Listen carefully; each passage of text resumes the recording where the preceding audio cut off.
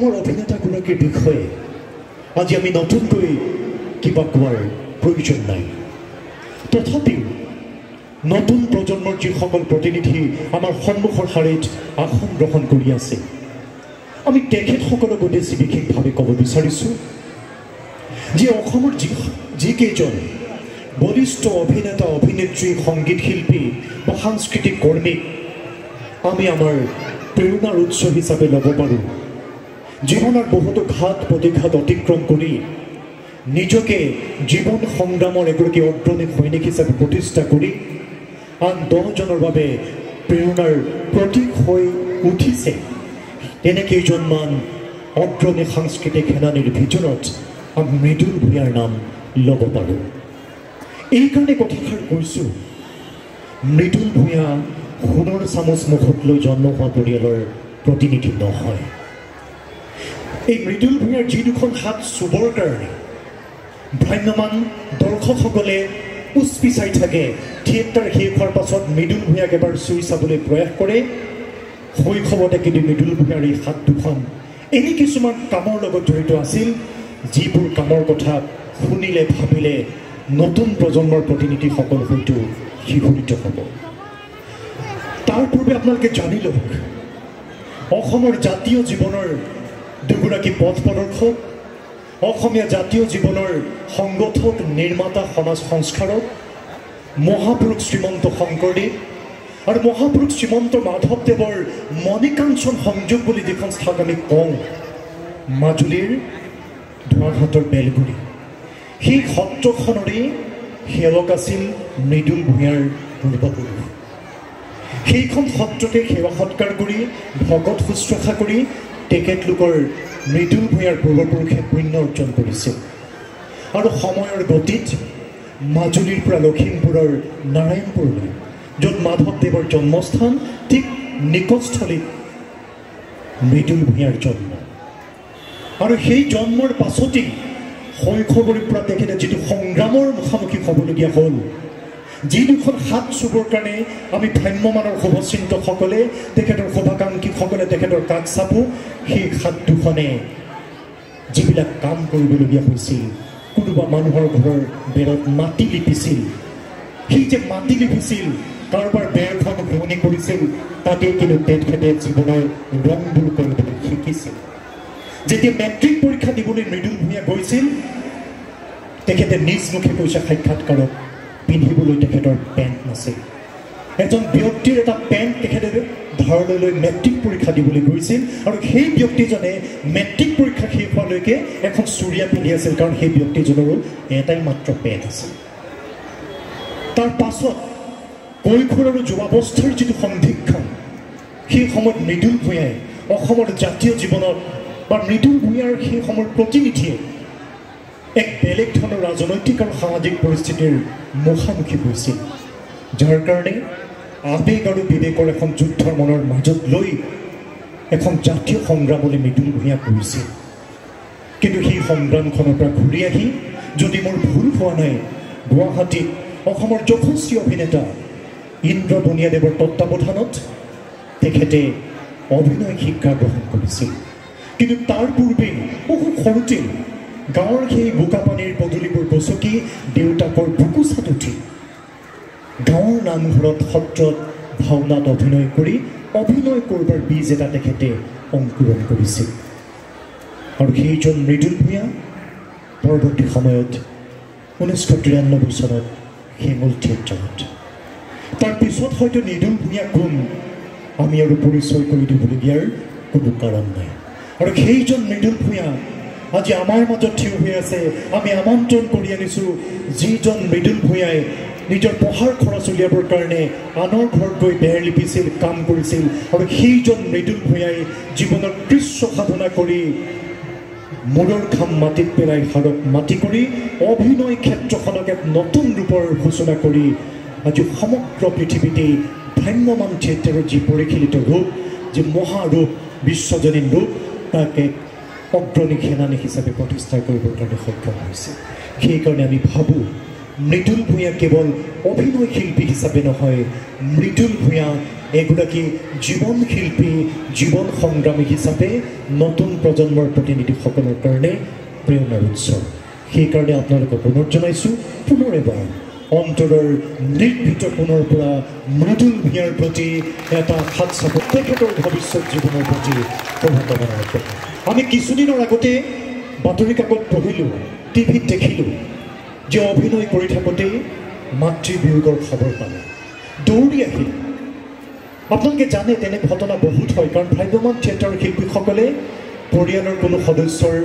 মৃত্যু হ'লেও দুৰ্ঘটনাত পতিত হ'লেও থিয়েটাৰ নকৰাকৈ থাকিব নোৱাৰে কিন্তু মৃদুল ভূঞাৰ জীৱনত এয়াই প্ৰথম ঘটনা নহয় আজিৰ পৰা বহু বছৰ আগতেই এই থিয়েটাৰৰ মাজতেই নিজৰ মৰমৰ ভগ্নীক থিয়েটাৰৰ মাজতেই তেখেতে হেৰুৱাইছিল সেই কাহিনী অনন্য সেই দুখৰ কথাও আমি পাতিব খোজা নাই কিন্তু এই কাৰণেই ক'ব খুজিছোঁ কি ধৰণৰ ধৈৰ্য সহ্য আৰু এটা বুকুত আকুলতা থাকিলে এজন ব্যক্তি এনেকৈ মহান হ'ব পাৰে বেছি দীঘলীয়া নকৰোঁ আমি পোনে পোনে বঁটা প্ৰদান অনুষ্ঠানলৈ আগবাঢ়ি যাম সন্মানীয় ভূঞাদেৱে তেখেতৰ মনৰ কথাবোৰ আপোনালোকৰ আগত ভগাই ল'ব আমি জয় জয়তে এখনি গামোচাৰে আজি অনুষ্ঠানটোলৈ তেখেতক পুষ্প সম্ভাষণ যাচিবৰ কাৰণে অসমীয়া যুৱ মঞ্চৰ সন্মানীয় জিলা সম্পাদক বিষ্ণুজ্যোতি শইকীয়াক অনুৰোধ জনাইছোঁ এয়া বিষ্ণুজ্যোতি শইকীয়া এখনি গামোচাৰে বিহুৱানেৰে সন্মানীয় মৃদুল ভূঞাদেৱক ৰঙালীৰ উলভ যাচিছে আমাৰ অনুষ্ঠানটোলৈ সম্ভাষণ জনাইছে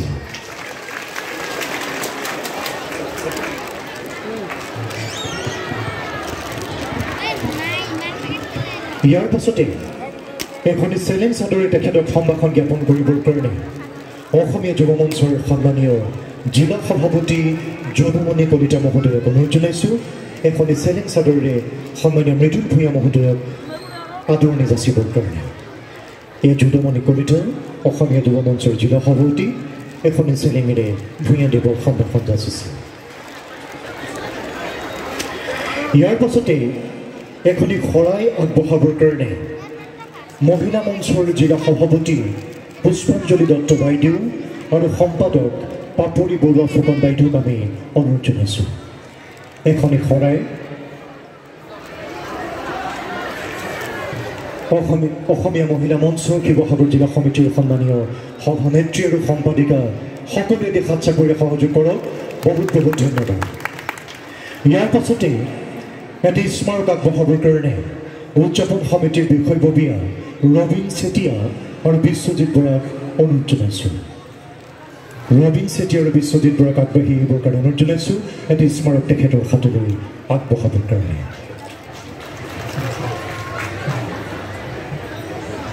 ইয়াৰ পাছতে এটি জাপিৰে তেখেতলৈ উলভ যাচিব উদযাপন সমিতিৰ অন্যতম যুটীয়া সম্পাদক প্ৰশান্ত বৰগোহাঁই এটি ফুলাম জাপি আমি তেখেতলৈ আগবঢ়াইছোঁ আগবঢ়াইছে প্ৰশান্ত বৰগোহাঁই ইয়াৰ পাছতেই আমি তেখেতলৈ যুগুতাই উলিয়াইছোঁ এখনি সম্বৰ্ধনা পত্ৰ আমি সম্বৰ্ধনা পত্ৰখনি আগবঢ়োৱাৰ প্ৰাক্ষণত এই পত্ৰখিনি আমি পাঠ কৰি দিব বিচাৰিছোঁ আমি বিষয়ববীয়াসকলক সম্বৰ্ধনা পত্ৰখনি আগবঢ়াই আনিবৰ কাৰণে অনুৰোধ জনাইছোঁ অসমীয়া যুৱ মঞ্চৰ শিৱসাগৰ নগৰ সমিতিৰ উদ্যোগত আৰু অসমীয়া মহিলা মঞ্চৰ শিৱসাগৰ জিলা সমিতিৰ সহযোগত 10ম বাৰ্ষিক কেন্দ্ৰীয় ৰঙালী বিহু সন্মিলন 14-15 বহাগ কালীপ্ৰসাদ ভৱন প্ৰাংগণ অসমৰ ভ্ৰাম্যমাণ নাট্য জগতৰ যশস্বী অভিনেতা শ্ৰীযুত মৃদুল ভূঞালৈ ৰংপুৰ সংস্কৃতিবান বঁটা 2025 শ্ৰদ্ধা ভাজনে খুব সাদৰ সম্ভাষণ গ্ৰহণ কৰিব আজিৰ এই মহেন্দ্ৰক্ষণত সাংস্কৃতিক ক্ষেত্ৰখনলৈ আগবঢ়োৱা আপোনাৰ বৈপ্লৱিক সাংস্কৃতিক কৰ্মৰাজিক কৃতজ্ঞতা যাচিবলৈ পাই আমি অসমীয়া যুৱ মঞ্চ পৰিয়ালে আনন্দ লাভ কৰিছোঁ আপুনি ভ্ৰাম্যমাণৰ মঞ্চৰ যোগেদি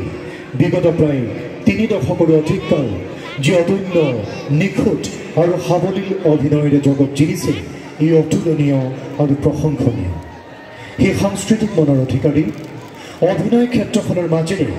আপুনি আপোনাৰ বলিষ্ঠ অভিনয়ৰ যোগেদি অসমৰ প্ৰতিটো প্ৰান্তৰৰ সৰ্বস্তৰ ৰাইজৰ অন্তৰ জয় কৰাৰ উপৰিও মঞ্চত আপুনি আপোনাৰ চৰিত্ৰবিলাকক অভিনয়ৰ মাধ্যমেৰে জীৱন্ত কৰি ফুটাই তুলিছে আপোনাৰ অফুৰন্ত প্ৰতিভাৰ ভঁৰাল। শত সহস্ৰ দৰ্শকৰ বাবে আপুনি প্ৰেৰণাৰ উৎস হোৱাৰ সমানে অসমৰ নৱপ্ৰজন্মৰ অভিনয় জগতৰ যুৱচামৰ বাবে আপুনি হৈ পৰিছে আদৰ্শ। হেঙুল, ভাগ্যদেৱী, বৰদৈচিলা, শংকৰদেৱ, বৃন্দাবন, ইতিহাস আৰু ৰাজতিলক ইত্যাদিৰ দৰে অসমৰ স্বনামধন্য ভ্ৰাম্যমান নাট্য দলৰ মঞ্চত আপোনাৰ দ্বাৰা অভিনীত মাতাল ভৰ, শৈশৱতে ধেমালিতে, ভুল নুবুজিবা ভূপেন্দা, মায়া মাথো মায়া, শ্মশান যাত্ৰা, মৰম বিচাৰি যাওঁ বোলা, লংকা কাণ্ড ইত্যাদিৰ উপৰিও অন্যান্য বহুতো স্মৰণীয় নাটকত আপোনাৰ অভিনয়ৰ যোগেদি বা আপোনাৰ চৰিত্ৰৰ মাজত দৰ্শকে নিজকে বিচাৰি পোৱাৰ লগতে পাইছে ভৱিষ্যত জীৱনলৈ এক কৰ্মপন্থা নিৰ্ধাৰণ কৰি আগুৱাই যোৱাৰ এটি হেঁপাহৰ পথ। সেই সফল অভিনেতা হোৱাৰ সমানে আপোনাৰ নম্ৰ, সহজ সৰল তথা মৃদুভাষী স্বভাৱৰ বাবেও আপুনি সৰ্বসাধাৰণৰ সমাদৰৰ পাত্ৰ হোৱাৰ লগতে আমাৰ সকলোৰে শ্ৰদ্ধাৰ। আপোনাৰ কৈ শেষ নোহোৱা সৃষ্টিশীল কৰ্মৰ মাজত আছে আপুনি অসমীয়া বোলছবি জগতত নিজৰ অভিনয় প্ৰতিভাৰ চানেকি প্ৰকাশ কৰিবলৈ সক্ষম হোৱা কেইবাখনো বোলছবি। প্ৰায় ৩ দশকৰ অধিক কাল অসমৰ ভ্ৰাম্যমান নাট্য জগতৰ মাধ্যমেৰে অসমীয়া অভিনয় ক্ষেত্ৰখনলৈ আগবঢ়োৱা অনবদ্য অৱদানৰ বাবে আপুনি অতি কমেও ৪০টা বঁটা বুটলিবলৈ সমৰ্থ হৈছে, যিবোৰ সন্মান বা বঁটাৰ মাজত আছে অসম চৰকাৰৰ শ্ৰেষ্ঠ ভ্ৰাম্যমান অভিনেতাৰ বঁটাৰ দৰে শীৰ্ষ সন্মান। লখিমপুৰৰ শ্ৰদ্ধাৰ শ্ৰীযুত প্ৰফুল্ল ভূঞাৰ ঔৰসত আৰু স্বৰ্গীয়া কুঞ্জলতা ভূঞাৰ গৰ্ভত জন্মগ্ৰহণ কৰি আপুনি ভ্ৰাম্যমানৰ মঞ্চত অভিনয়ৰ যি বীজ ৰোপণ অংকুৰণ কৰিছিল, সেই বীজৰ পৰা যোৱা প্ৰায় ৩২ বছৰে বৃক্ষ হৈ আজি নৱপ্ৰজন্মৰ অভিনয় শিল্পীসকলৰ বাবে ফচলৰ ৰূপ ধাৰণ কৰিছে। সেয়েহে আমি অসমীয়া জাতিটোৱে আপোনাৰ দ্বাৰা অভিনীত প্ৰতিটো চৰিত্ৰত অসমীয়াত্ব আৰু অসমীয়া ভাষা সংস্কৃতিক মহিয়ান কৰাৰ লগতে জাতিটোৰ প্ৰতি আপোনাৰ অৱদান সদায় জীৱন্ত ৰূপত পাম বুলি আশা ৰাখিলোঁ। আজিৰ এই পবিত্ৰ ক্ষণত অসমীয়া যুৱ মঞ্চৰ শিৱসাগৰ জিলা সমিতি আৰু কেন্দ্ৰীয় ৰঙালী বিহু সন্মিলনৰ তৰফৰ পৰা আপোনালৈ আগবঢ়াইছোঁ ৰংপুৰ সংস্কৃতি পাণ বঁটা ২০২৫। এই বঁটাটিৰ লগতে জাতিটোৰ হৈ আমি ৰাইজে আপোনাৰ সুস্বাস্থ্য, দীৰ্ঘায়ু আৰু আপোনাৰ সাংস্কৃতিক জয়যাত্ৰাৰ উত্তৰণ কামনা কৰিছোঁ। ধন্যবাদেৰে ৰাণা খান সভাপতি, পাৰ্থ বৰগোহাঁই উপসভাপতি, আকাশ শইকীয়া মুখ্য সম্পাদক, বিষ্ণুজ্যোতি শইকীয়া ব্যৱস্থাপক, বিহু উদযাপন সমিতি, প্ৰশান্ত বৰগোহাঁই সভাপতি, মিৰ্জা খান সম্পাদক, শিৱসাগৰ নগৰ সমিতি, পুষ্পাঞ্জলি দত্ত সভানেত্ৰী, পাপৰি বৰুৱা ফুকন সম্পাদিকা, অসমীয়া মহিলা মঞ্চ, শিৱসাগৰ জিলা সমিতি। এতিয়া এই সম্বৰ্ধনা পত্ৰখনি আনুষ্ঠানিকভাৱে আমি সন্মানীয় মৃদুল ভূঞা মহোদয়ৰ হাতলৈ আগবঢ়াব বিচাৰিছোঁ আৰু এই সম্বৰ্ধনা পত্ৰখনি আগবঢ়াবৰ কাৰণে উদযাপন সমিতিৰ মুখ্য সম্পাদক তথা অসমীয়া যুৱ মঞ্চৰ কেন্দ্ৰীয় সমিতিৰ সভাসচিব আকাশ শইকীয়া মহোদয়, উদযাপন সমিতিৰ কাৰ্যকৰী সভাপতি বিকাশ কোচ মহোদয়, সাংস্কৃতিক বিভাগৰ সভাপতি আকৰাম হুছেইন, উপসভাপতি অৰিন্দম মহন্ত, সম্পাদক জাকিৰ হুছেইনক আগবাঢ়ি আহিবৰ কাৰণে অনুৰোধ জনাইছোঁ আৰু অন্যান্য বিষয়ববীয়া সকলো সহযোগ কৰিবৰ কাৰণে অনুৰোধ জনাইছোঁ।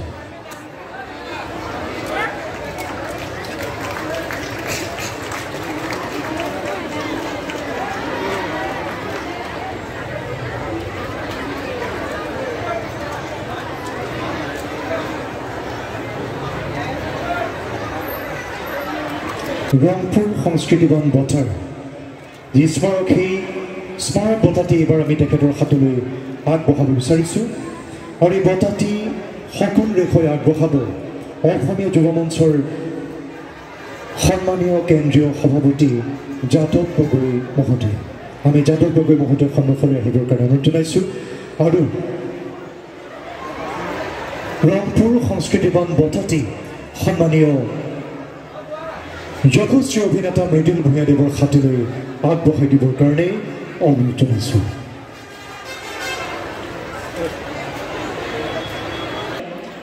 সকলোৱে এটি উষ্ম হাত চাপৰি সহযোগ কৰক।